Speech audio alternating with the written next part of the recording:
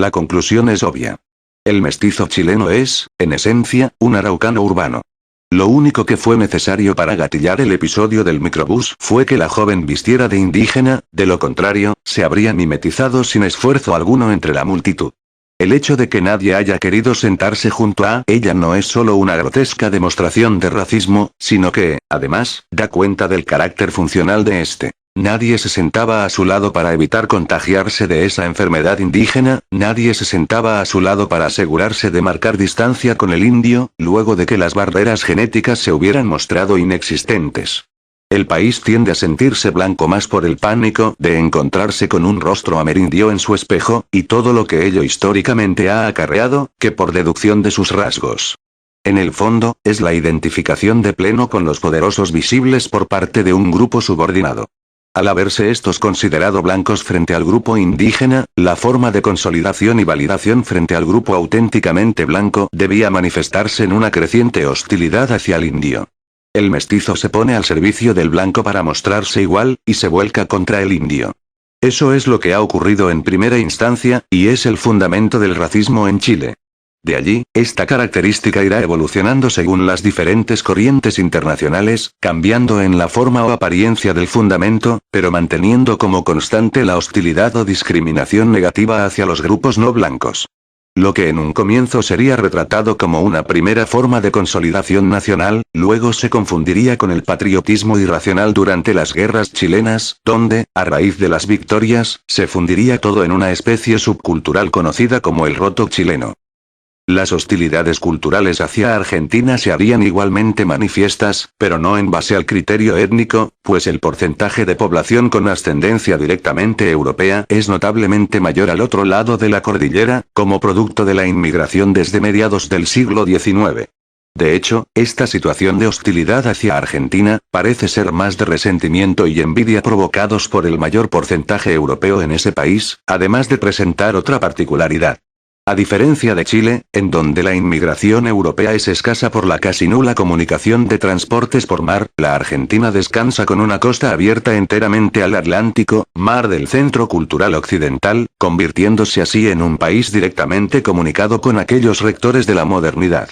Un ilustre jurista y filósofo argentino, Juan Bautista Alberdi, ilustra al respecto y señala: si la lengua no es otra cosa que una faz del pensamiento, la nuestra pide una armonía íntima con nuestro pensamiento americano, más simpático mil veces con el movimiento rápido y directo del pensamiento francés, que no con los eternos contorneos del pensamiento español.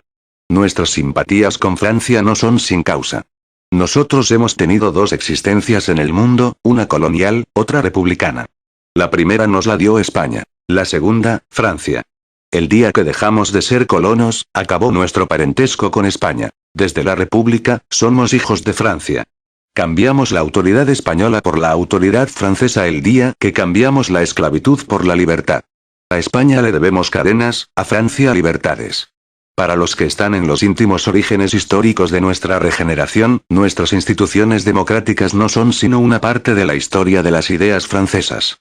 El pensamiento francés envuelve y penetra toda nuestra vida republicana. De este modo, ¿cómo no hemos de preferir las nobles y grandes analogías de la inteligencia francesa? Y, volviendo a referirse al tema, agrega: la Edad Media se caracterizó por el reinado de la autoridad, sobre el de la razón. Es continuar en la Edad Media al hacer más caso de un nombre que de una verdad. La Edad Moderna es la victoria del racionalismo. Descartes pone a Europa en esta ruta fecunda, en que América es llamada a colocarse si ambiciona los rangos de la civilización moderna, enteramente inaccesible por otra vía. España no es lo que es sino porque ha tenido más gusto en creer en los errores de San Agustín y San Bernardo, que en las verdades de Newton y Descartes. Así fue como Alberdi contribuyó a sepultar a España para la América moderna. Las doctrinas económicas de Inglaterra, las ciencias políticas y sociales de Francia, y la metafísica de Alemania formaban la tríada del paradigma de base moderno, y el mar Atlántico era el vehículo de transmisión de la verdadera civilización. Como podemos ver, al parecer se produce la negación del sur de Europa, la que llegaba hasta los Pirineos y los Alpes italianos. Esta reticencia, muy hegeliana en su forma, repercute en los países de influencia europea. En Chile, la impresión que ocasionó es que la blancura del español era una blancura de medio pelo, al igual que la del italiano. La cercanía con África, la presencia histórica del elemento moro y la predominancia del clima mediterráneo cálido en España, harían que su porcentaje de blancura fuera puesto en tela de juicio. Sin embargo, en materia de vida social en Chile, los apellidos de la aristocracia española seguían infundiendo más respeto que el de los migrantes, sin perjuicio de que entre estos últimos, se privilegiara a aquellos que guardaran un origen mayormente septentrional, es decir, franceses, ingleses, alemanes, etc. Carmen Norambuena, en su ensayo, Chile y su desarrollo poblacional de Le Monde Diplomatique, dice que, se hacía patente el germen del sueño de una población europea y blanca que permitiera el florecimiento de una nación, así como su blanqueamiento y civilización. Ya la herencia española había dado lo suyo, y correspondía a los pueblos del norte de Europa perfeccionar esa tarea con otros aires que los de los pueblos mediterráneos, acostumbrados a la vida fácil por lo benigno del clima y la largueza de su carácter. Así, el creciente racismo en Chile llegó a formar parte de la cultura del país, pero nunca resultó ser tema en las agendas políticas. Esto porque, además de ser esta misma clase política un agente de fomento, a la vez que beneficiario del mismo, la hegemonía cultural que comenzaría a detentar Estados Unidos a comienzos del siglo XX y su fuerte entrada en Chile determinarían tempranamente la orientación política en consonancia con el país norteamericano. Chile no era, ni es, un país racista, sencillamente por el mero efecto de la causa. El racismo se entendió como una actitud hacia el grupo negro o afroamericano.